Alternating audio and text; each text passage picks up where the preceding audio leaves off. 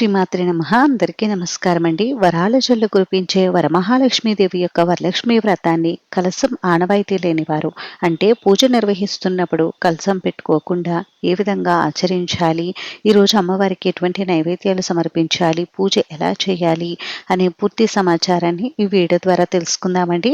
అందుకని వీడియోని ఎక్కడ కూడా స్కిప్ చేయకుండా చివరి వరకు చూడండి. స్త్రీలకు అఖండ సౌభాగ్యాన్ని, సిరి సంపదలని, అష్టైశ్వర్యాలను కలిగజేసేటటువంటి వ్రతమే వరమహాలక్ష్మి అమ్మవారి వ్రతం. సాక్షాత్తు ఆ అమ్మవారే చారుమతి కలలో కనిపించి శ్రావణ పౌర్ణమికి ముందుగా వచ్చే శుక్రవారం రోజు వ్రతం ఆచరించాలని చెప్పినట్టుగా మనకి పురాణాలు అయితే చెప్తున్నాయండి. అమ్మవారు చెప్పిన దాని ప్రకారం చూస్తే ఈ 2026 సంవత్సరంలో మనకి వరలక్ష్మి వ్రతం 2026 ఆగస్టు 21 శుక్రవారం వచ్చింది. ఒకవేళ మీకు ఏదైనా కారణాల వల్ల ఈ రోజు వ్రతం ఆచరించుకోవడం కుదరకపోతే శ్రావణ మాసంలో వచ్చే ఏ శుక్రవారం రోజైనా మీరు అమ్మవారికి వరలక్ష్మి వ్రతం చేసుకోవచ్చండి. ఈ సంవత్సరం మనకి 5 శ్రావణ శుక్రవారాలు వచ్చాయండి. 5వ వారం అమావాస్య తిథితో మనకి శ్రావణ మాసం ముగుస్తుంది కాబట్టి 5వ వారం వ్రతం లాంటివి ఆచరించుకోకూడదు. కాబట్టి మీకు కుదిరితే మొదటి వారమైనా, 2వ వారమైనా, 3వ వారమైనా, 4వ వారమైనా అమ్మవారి వ్రతం చేసుకోవచ్చు. ఈ 4 వారాల్లో మీకు ఎప్పుడు కుదిరితే అప్పుడు అమ్మవారి వ్రతం చేసుకోండి. వరలక్ష్మి వ్రతం 2వ వారం వచ్చింది కాబట్టి 2వ వారం కుదిరితే తప్పకుండా 2వ వారం చేసుకోవడానికి చూడండి. మీకు ఒకవేళ 2వ వారం వ్రతం చేసుకోవడానికి కుదరని పక్షంలో మీకు ఏ వారం కుదిరితే ఆ వారం అమ్మవారి వ్రతాన్ని ఆచరించండి. అమ్మవారి వ్రతాన్ని ఆచరించడం వల్ల చాలా మంచి ఫలితాలు కలుగుతాయండి. అమ్మవారు మనకి సిరి సంపదలను, అష్టైశ్వర్యాలను ప్రసాదిస్తుంది. అలాగనే ఇంట్లో సుఖ సంతోషాలను కూడా ఇస్తుంది. కాబట్టి ఎవరైనా కొత్తగా ప్రారంభించాలనుకున్నా కూడా ప్రారంభించుకోండి. అంటే అమ్మవారి సైడ్ కానీ, అత్తవారి సైడ్ కానీ ఇలా ఎవరు కూడా మాకు వ్రతం చేసిన వాళ్ళు లేరండి, మాకు ఆనవాయితీ లేదనుకున్నా, మీకు చేసుకోవాలని ఇంట్రెస్ట్ ఉంటే కొత్తగా మీరు ఈ సంవత్సరం నుంచి ప్రారంభించవచ్చండి. ఈ వ్రతాన్ని చేయడానికి ఎటువంటి ఆచారం, ఆనవాయితీతో పని లేదు. కొత్తగా వ్రతం ప్రారంభించాలనుకునేవారు మీకు కలశం ఆనవాయితీ ఉంటే మీ కుటుంబంలో కలశం పెట్టుకుని అమ్మవారికి వ్రతం చేయండి. కలశం ఆనవాయితీ లేదండి మాకు అనుకుంటే కలశం పెట్టుకోకుండా కూడా మీరు అమ్మవారికి పూజ చేసుకోవచ్చు. పూజలో అమ్మవారి ఫోటో కానీ, విగ్రహం కానీ పెట్టుకుని మీరు అమ్మవారికి చక్కగా పూజ నిర్వహించుకోవచ్చు. ఫోటో, విగ్రహం లేకపోయినా పసుపుతో అమ్మవారిని తయారు చేసుకుని, అంటే గౌరమ్మను తయారు చేసుకుని ఆ అమ్మవారిని మీరు లక్ష్మీదేవిగా భావించి పూజ చేసుకోవచ్చండి. ఈ పూజ పెళ్లి అయిన వారు, పెళ్లి కాని వారు ఇద్దరు కూడా ఆచరించవచ్చు. మగవారు కూడా చేయవచ్చా అంటే చేసుకోవచ్చండి, తప్పేమీ లేదు. అమ్మవారి పూజను చేయదలుచుకున్న వారు ముందుగా మీ ఇంటి పెద్ద దగ్గర అనుమతి తీసుకుని అమ్మవారి పూజను ప్రారంభించండి. అమ్మవారికి శుచి, శుభ్రత అంటే ఇష్టం కాబట్టి అమ్మవారి వ్రతం ఆచరించుకోవాలనుకున్నప్పుడు ముందుగానే ఇంటిని, పూజా మందిరాన్ని డీప్ క్లీనింగ్ చేసి పెట్టుకోండి. అమ్మవారి పూజ శుక్రవారం నిర్వహిస్తాం కాబట్టి ఈ రోజు సూర్యోదయానికి పూర్వమే నిద్రలేచి ఇంటిని శుభ్రపరుచుకుని తలస్నానం ఆచరించి ముందుగా ద్వారలక్ష్మిని పసుపు, కుంకుమ, మామిడి తోరణాలతో అందంగా అలంకరించుకుని ద్వారలక్ష్మి పూజ నిర్వహించుకోండి. సూర్యోదయానికి పూర్వమే ద్వారలక్ష్మి పూజ నిర్వహించుకోండి. ఉదయం వేళల్లో కుదరకపోతే సాయంత్రం సూర్యాస్తమయం అయిన తర్వాత ద్వారలక్ష్మికి పూజ చేయండి. ఆ తర్వాత నిత్య దీపారాధన పూర్తి చేసుకుని అప్పుడు మనం అమ్మవారికి వ్రతం చేసుకోవాలి. ఏవైనా ప్రత్యేక పూజలు, వ్రతాలు ఆచరించినప్పుడు తప్పకుండా పీఠాన్ని ఏర్పాటు చేసుకుని పూజ చేసుకుంటే మంచిది. లేదండి అంత కుదరదు మాకు అనుకుంటే పూజా మందిరంలోనైనా మీరు పూజ చేసుకోవచ్చు. అయితే అమ్మవారి పూజా పీఠాన్ని ఎక్కడైతే ఏర్పాటు చేసుకోవాలనుకుంటారో అక్కడ ముందుగా గోమయంతో కానీ, పసుపుతో కానీ అలికి బియ్యపిండితో ముగ్గు పెట్టుకుని ఒక పీట తీసుకుని పీటకు కూడా పసుపు రాసి బియ్యపిండి, కుంకుమతో బొట్లు పెట్టి పీటను అందంగా అలంకరించి పీట పైన ఏదైనా ఒక ఎరుపు రంగు వస్త్రాన్ని కానీ, పసుపు రంగు వస్త్రాన్ని కానీ పరిచి ఆ వస్త్రం పైన 3 గుప్పిళ్ళ వరకు బియ్యం ఉంచి బియ్యం పైన కొద్దిగా పసుపు, కుంకుమలు ఉంచి ఇప్పుడు అమ్మవారి చిత్రపటాన్ని కానీ, విగ్రహాన్ని కానీ తీసుకుని గంధం, కుంకుమ బొట్లతో అందంగా అలంకరించి మీరు బియ్యం పైన పెట్టుకోవాలి. అయితే మీరు పూజలో కలశం ఏర్పాటు చేసుకోవాలనుకుంటే కలశాన్ని కూడా ఏర్పాటు చేసుకోండి. పూజలో కలశాన్ని ఏర్పాటు చేసిన వారు కలశానికి పూజ నిర్వహించాలండి. అమ్మవారి ఫోటోని, విగ్రహాన్ని మీ దగ్గర ఉన్నటువంటి పువ్వులతోటి, పువ్వుల మాలలతోటి అందంగా అలంకరించండి. చాలా మంది వరలక్ష్మి వ్రతానికి బంగారు రూపు అయితే తీసుకుంటూ ఉంటారండి. ఆ బంగారు రూపుని పసుపు తాడులో వేసి అమ్మవారికి అలంకరిస్తారు. అయితే ఇప్పుడు బంగారు రేటు చాలా కాస్ట్ ఎక్కువ ఉంది కదండి. మీకు ఆనవాయితీ ఉంది, శక్తి స్తోమత ఉందంటే తీసుకుని అమ్మవారికి మీరు అలంకరింపవచ్చు. ఈ రూపుని ఎక్కువగా కలశానికి అలంకరిస్తారండి. కలశం పెట్టుకోని వారు ఇలా అమ్మవారి ఫోటోకి అలంకరించండి. ఒకవేళ మా దగ్గర లాస్ట్ ఇయర్ రూపు ఉందండి, ఆ రూపు అమ్మవారికి అలంకరించవచ్చా అంటే మీరు అది వేసుకోకుండా ఉంటే అలంకరించవచ్చండి. అయితే మనం ఈ వ్రతం చేసిన తర్వాత మరుసటి రోజు ఈ రూపు తీసుకుని తాళి చైన్కి వేసుకుంటూ ఉంటారు. అలా మేము వేసుకోలేదండి, ఈ రూపుని ప్రత్యేకంగా అమ్మవారికే ఉంచేసామనుకుంటే మీరు దానిని ఆవు పాలల్లో కానీ పసుపు నీటితో కానీ శుద్ధి చేసుకుని మళ్ళీ ఈ సంవత్సరం వాడుకోవచ్చు. ఒకవేళ మీ దగ్గర రూపు కొనే శక్తి స్తోమత లేదు అనుకుంటే పసుపు తాడుకి పసుపు కొమ్ము కట్టి దానినే మీరు అమ్మవారికి అలంకరించండి. మనం అమ్మవారికి పూజ చేసినప్పుడు అమ్మవారితో పాటుగా స్వామివారికి కూడా పూజ చేస్తే చాలా మంచిదండి. అందుకని మీ దగ్గర స్వామి అమ్మవార్ల విగ్రహాలు ఉంటే ఇలా పూజలో ఏర్పాటు చేసుకోండి. అలాగే పసుపు గౌరమ్మను కూడా ఏర్పాటు చేసుకుని పూజలో పెట్టుకోండి. ఈ పసుపు గౌరమ్మని మనం అమ్మవారిగా భావించి పూజ చేసుకుంటే మంచిది. పూజలో మనం ఎన్ని దీపాలైనా పెట్టుకోవచ్చండి. 2, 3, 5, 9 ఇలా ఈ సంఖ్యలో ఎన్ని దీపాలైనా పెట్టుకోవచ్చు. అలాగే మీ దగ్గర కామాక్షి దీపం కానీ అమ్మవారికి ఇష్టమైన ఏవి దీపాలైనా కూడా మనం పూజలో ఏర్పాటు చేసుకోవచ్చు. ఏర్పాటు చేసుకోకపోయినా 2 ప్రమిదల్లో దీపాలు వెలిగించుకుంటే చాలండి.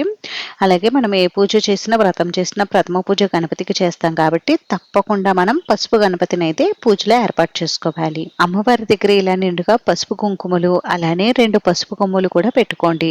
అమ్మవారికి చెరువైపులా కూడా ఏనుగులు ఉంటాయి కదండి, ఆ ఏనుగులు ఉంటే పెట్టుకోండి మీ దగ్గర. ఒకవేళ ఏనుగు విగ్రహాలు లేకపోతే ఇలా పసుపు కొమ్ముల్నే మీరు ఏనుగులుగా భావించి అమ్మవారి దగ్గర పెట్టుకోవచ్చండి. ముఖ్యంగా మనం ఈ వరలక్ష్మి వ్రతం ఆచరించినప్పుడు పూజలో తప్పకుండా తోరగ్రంథి పూజ అనేది నిర్వహిస్తామండి. అందుకని మనం తోరాలని కూడా సిద్ధం చేసుకోవాలి. తోరాల కోసం ఒక తెల్లని దారాన్ని తీసుకుని 5 కానీ 9 కానీ దారపు పోచలు పోసుకుని దారానికి పసుపు రాసి వివిధ రకాల పువ్వులు ఆకులతో తోరాన్ని కట్టుకోవాలి. అది కూడా తోరానికి 9 ముడులు వచ్చే విధంగా తోరాన్ని సిద్ధం చేసుకోవాలి. మొదట తయారు చేసినటువంటి తోరాన్ని అమ్మవారికి, రెండవ తోరాన్ని ముత్తైదువులకి, మూడవ తోరం మనము కట్టుకోవాలి. ఇలా ఎంతమంది పూజ చేస్తే అంతమందికి అన్ని తోరాలే అయితే సిద్ధం చేసుకోవాలండి. ఇప్పుడు అమ్మవారికి తాంబూలం సమర్పించడం కోసం వాయనం కూడా సిద్ధం చేసుకోండి. ఈ వాయనం మనం ఒక ప్లేట్ తీసుకుని ఈ ప్లేట్లోకి చీర బ్లౌజ్ పీసు పెట్టుకోవాలి. అమ్మవారికి చీర జాకెట్ ముక్క పెట్టుకునే శక్తి ఉన్నవారు పెట్టుకోవచ్చు. లేదంటే బ్లౌజ్ పీస్ ఒక్కటైనా పెట్టి మీరు అమ్మవారికి తాంబూలం సమర్పించవచ్చండి. చీర పెట్టేవారు ప్లేట్లో చీర జాకెట్టు ముక్క, 2 తమలపాకులు, 2 అరటిపళ్ళు, వక్కలు, పసుపు కొమ్ములు, పసుపు కుంకుమ, ఎరుపు రంగు గాజులు, చిల్లర నాణం, పువ్వులు, అలానే 3 గుప్పిళ్ళు నానబెట్టినటువంటి శనగలు, ఇంకా మంగళకరమైన వస్తువులు ఉంటాయి కదండి, అంటే గోరింటాకు, కాటుక, మెట్టెలు, ఇవన్నీ కూడా పెట్టి మీరు తాంబూలం సమర్పించవచ్చండి. మనం పూజలో అమ్మవారికి తయారు చేసినటువంటి తోరాన్ని కూడా మనం ఈ వాయనంలో పెట్టేయవచ్చండి. ఇప్పుడు మీరు అమ్మవారికి ఏ నైవేద్యాలు అయితే ఈ రోజు నివేదించాలనుకుంటారో ఆ నైవేద్యాలన్నీ కూడా పూజలో ఈ విధంగా పెట్టేసుకోండి. అమ్మవారికి రోజు 9 రకాలు కానీ 5 రకాలు కానీ 3 కానీ కనీసం మీ శక్తి కొలిది ఒక్క రకమైన నైవేద్యాన్ని తయారు చేసి అమ్మవారికి నివేదించండి. మీ శక్తి కొలిది నైవేద్యాలు అయితే తయారు చేయండి. భక్తి శ్రద్ధగా ఒక్క నైవేద్యం తయారు చేసి అమ్మవారికి నివేదించిన అమ్మవారు తప్పకుండా మన పూజను స్వీకరిస్తుంది. నైవేద్యాలు ఏవి కూడా మేము తయారు చేయలేమండి అనుకుంటే పాలు, బెల్లం ముక్క, కొద్దిగా చలిమిడి వడపప్పు పానకాన్ని అమ్మవారికి మీరు నైవేద్యంగా సమర్పించవచ్చు. ఇంకా వివిధ రకాల ఫ్రూట్స్ ఏవైనా ఉన్నా వాటిని కూడా నివేదించవండి. నేను ఇక్కడ పూజలో అమ్మవారి దగ్గర నిండుగా కాయిన్స్, అలాగే లక్ష్మీ గవ్వలు, తామర గింజలు ఇవన్నీ కూడా వేసి పెట్టుకున్నానండి. మీ దగ్గర ఉంటే ఇలా చిల్లర నాణేలు కూడా అమ్మవారి దగ్గర పెట్టుకోండి, లేకపోయినా కూడా పర్వాలేదు. మీ దగ్గర ఉన్నటువంటి బంగారం, చిల్లర నాణేలు ఇలా పూజలో పెట్టుకుని పూజ చేసుకుంటే మంచిది. ఈ వ్రతానికి ముఖ్యంగా వీటిని అయితే సిద్ధం చేసుకుని పెట్టుకోవాలండి. ఇలా పూజ కోసం అన్ని సిద్ధం చేసుకున్న తర్వాత ఇప్పుడు పూజా పీట పైన కొద్దిగా జపాది పౌడర్ కానీ పచ్చకర్పూరం కానీ మెదుపుకుని వేసుకోండి. ఆ తర్వాత దీపారాధన చేయండి. ముందుగా ఇత్తడి కుందుల్లో ఉన్న దీపాలు వెలిగించి ఆ తర్వాత కామాక్షి దీపాన్ని కూడా వెలిగించుకుని ఈ దీపాలకు గంధం కుంకుమ బొట్లు పెట్టి 2 అక్షంతలు పుష్పాలు దీపాలకు సమర్పించి నమస్కారం చేసుకోండి. ముందుగా దీపలక్ష్మికి నమస్కారం చేసుకుని ఆ తర్వాత ఆచమనం చేసి సంకల్పం చెప్పుకోండి. మీరు ఈ పూజలో కలశాన్ని ఏర్పాటు చేసుకోలేదు కాబట్టి పంచపాత గ్లాసుకు గంధం కుంకుమ బొట్లు పెట్టి ఆ నీటిలో 2 అక్షంతలు ఒక పుష్పాన్ని ఉంచి పుణ్యనదుల పేర్లన్నీ కూడా చెప్పుకుని ఆ నీటిని పూజా ద్రవ్యముల పైన పూజా పీట పైన మన పైన చిలకరించుకోవాలండి. ఆ తర్వాత 2 అక్షంతలు ఒక పుష్పాన్ని తీసుకుని గణపతికి ఆహ్వానం పలికి గణపతి పాదాల దగ్గర ఉంచాలి. ఆ తర్వాత స్వామివారిని షోడశోపచారాలతో కానీ పంచోపచారాలతో కానీ పూజించాలి. స్వామివారి శ్లోకాలు స్తోత్రాలు చదువుకుంటూ స్వామివారికి పూజ చేయాలండి. స్వామివారి శ్లోకాలు స్తోత్రాలు నోటికి చదవడం రాకపోతే ఓం గం గణపతియే నమః అనే మంత్రాన్ని పఠించండి. తరువాత స్వామివారికి ధూప దీప నైవేద్యాలు సమర్పించాలి. నైవేద్యంగా మీ దగ్గర ఏవి ఉంటే వాటిని స్వామివారికి నివేదించి సాంబ్రాణి ధూపం చూపించి కర్పూర నీరాజనం సమర్పించండి. ఆ తర్వాత 2 అక్షంతల పుష్పాలు స్వామివారి పాదాల దగ్గర ఉంచి స్వామివారికి నమస్కారం చేసుకోండి. ఈ విధంగా గణపతి పూజ పూర్తయిన తర్వాత స్వామివారిని 3 సార్లు పైకి క్రిందికి కదిలించి యథాస్థానంలో పెడుతున్నానని చెప్పి నమస్కారం చేసుకోండి. ఈ విధంగా చేసుకుంటే గణపతి పూజ పూర్తవుతుంది. ఇప్పుడు స్వామి అమ్మవార్లకు పూజ చేసుకోవాలండి. అందుకని ముందుగా స్వామి అమ్మవార్లకు ధూపం చూపించి 2 అక్షంతలు పుష్పాలు తీసుకుని స్వామి అమ్మవార్లకు ఆహ్వానం పలకాలి. ముందుగా స్వామివారికి పూజ చేయండి.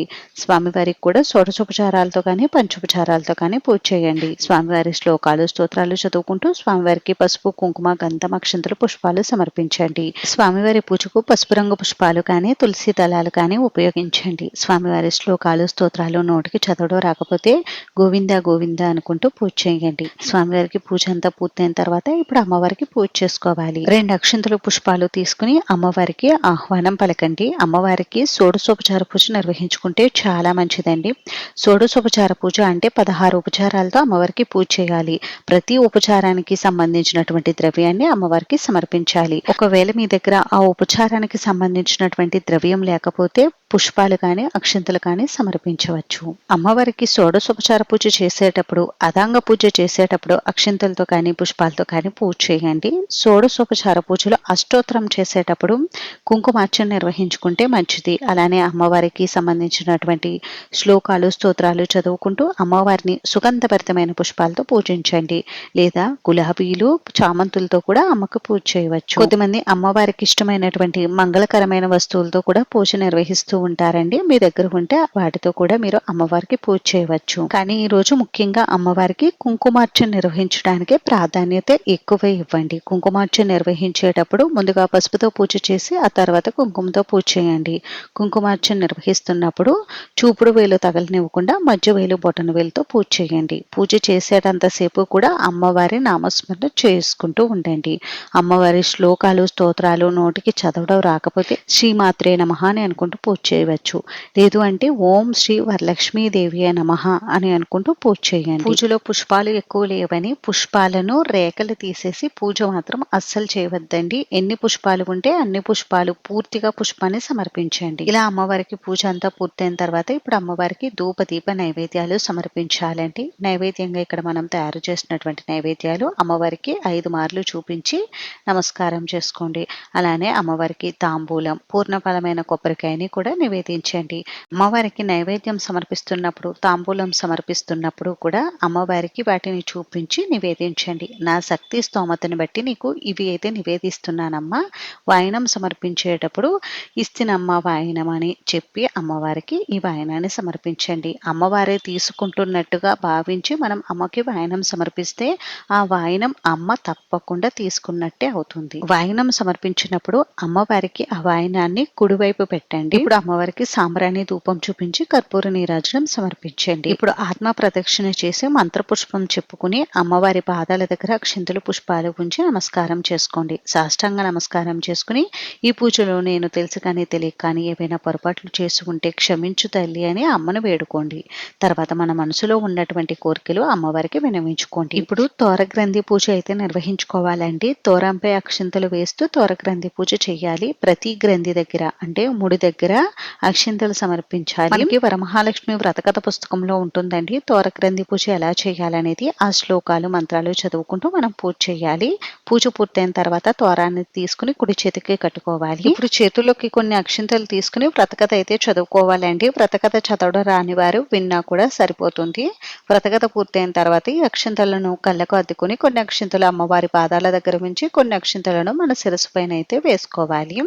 అమ్మవారికి మళ్ళీ కర్పూర నీరాజనం సమర్పించాలండి. ఈ విధంగా వరలక్ష్మి వ్రతం రోజు అమ్మవారికి వ్రతం అయితే ఆచరించుకోవాలి. ఈ వ్రతాన్ని ఉదయం వేళల్లో చేసుకుంటే చాలా మంచిదండి.